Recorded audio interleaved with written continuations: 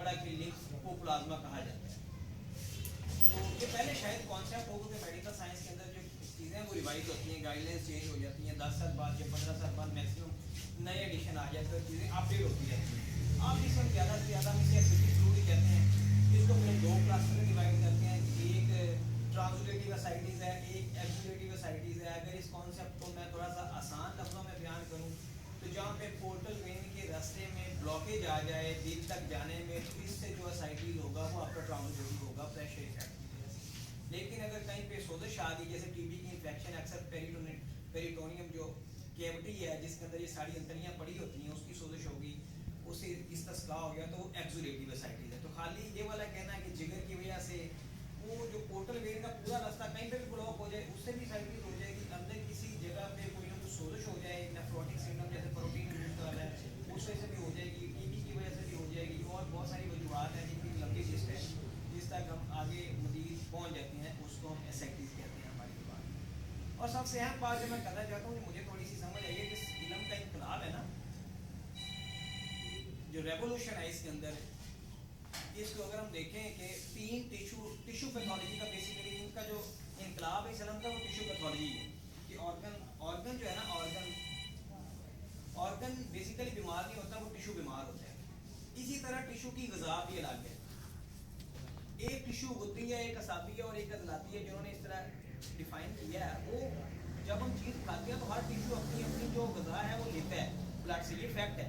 अब एक कॉन्सेप्ट जिसके ऊपर मेडिकल साइंस में अभी तक बड़ी डिबेट चल रही है कि खून कहाँ पे बनता है, मेडिकल साइंस में अभी तक सब कन्फ्यूज, आने वाले दौर में इंशाल्लाह वो भी थोड़ी सी बेहतर हो जाएगी कि खून सिर्फ और सिर्फ red blood cells, white blood cells या प्लेटलेट्स का नाम नहीं है, प्लाज्मा का भी नाम है। और ये मुझे जब इसको मैं पढ़ते पढ़ते थोड़ा सा आया कि जब ब्लड पोर्टल वेन से ये खुराक सारी सक करके पोर्टल वेन जिगर में जाती है, तो वहाँ पे बिलिरुबिन बनता है, बाइल बनती है और वहीं पे प्रोटीन्स बनती हैं। तो जो टिब का पुराना कॉन्सेप्ट था ना कि इनकी अखलात वो जिगर में बनती हैं, मैं उस तक पहुंच गया था कि ये वाकई हकीकत है। दो इखलाक तो वाकई के जिगर ने उनको फाड़ के चीज़ों को अलग अलग कर दिया। प्रोटीन, अगर प्रोटीन्स कम हो जाए, जिगर बनाना कम कर दे, जो क्रॉनिक लिवर डिजीज या पुरानी बीमारियों में टांगी सूजी होती हैं, तो वो फैक्ट है कि जिगर ने प्रोटीन बनानी खत्म कर दी है। तो एक जो सौदावी कैफियत आप ये कह लें, बल्कि प्रोटीन से ज़्यादा वर्ड सौदा को अगर हम यूज़ कर लें तो थोड़ा सा बेहतर रह जाएगा आसानी के लिए। ये एक इनकलाब है इस इल्म का कि इसमें हर टिश्यू की अलग अलग ग़िज़ा जो है ना डिस्कवर कर ली है। अब इनकलाब कब आना है मेडिकल साइंस में, कैसे पॉसिबल है कि पूरी दुनिया की हिस्ट्री बदल जाए? वो सिर्फ इसी सूरत में पॉसिबल है जब प्लाज्मा को एक्सट्रैक्ट करके प्लाज्मा को हम इस तरह फाड़ें, सेग्रीगेशन करें कि उसके जरिए उसके अंदर जो जैसे जिगर करता है, आप मेरी बात फॉलो कर रहे हैं कि जिगर जैसे उसको फाड़ते हैं, हम प्लाज्मा को इस तरह फाड़ें कि उसमें से कंपोनेंट्स अलग अलग कर लें, उसमें से उसका अज़लाती ग्रुप जो खुराक है टिश्यू की वो अलग कर दें, गुद्दी टिश्यू की अलग कर दें, उनकी इंजेक्शन बना लें हम, ताकि कुछ जो ये आईसीयू के अंदर तो ये इनकलाब आ जाएगा ना कि जो पेशेंट ग़िज़ा ले ही नहीं सकता, उसका जो टिश्यू बीमार है आप अगली खत उसके अंदर डायरेक्ट इन्फ्यूज करें और वो इंशाल्लाह अल्लाह की मेहरबानी से, मेरा नहीं ख्याल है कि उसके अंदर कोई कंफ्यूजन हो। सिर्फ आपको वो प्रिंसिपल तक पहुंचना है। और ये जो खत की डेफिनेशन दी है ना, उसको थोड़ा सा मैंने रीशेप किया है कि खत बेसिकली एक मुफरद टिश्यू की ग़िज़ा का नाम है।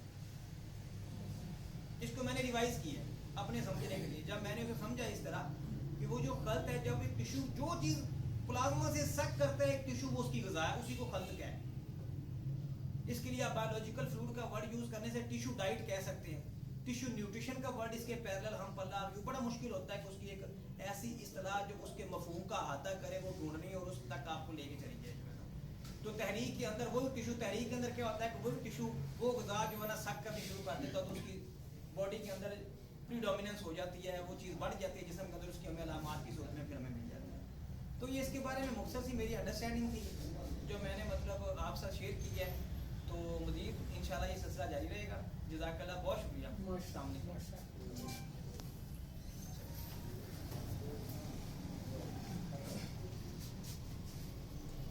माशाल्लाह बड़े ही अच्छे तरीके से दोनों चीज़ों को तरतीब दे के डॉक्टर ज़की साहब बयान कर रहे थे और कितनी खुशी हो रही थी कि डॉक्टर साहब सदावी और सबरावी और बुद्धि सारी तरीके में भी साथ बयान कर रहे थे। तो अब बिला ताख़ीर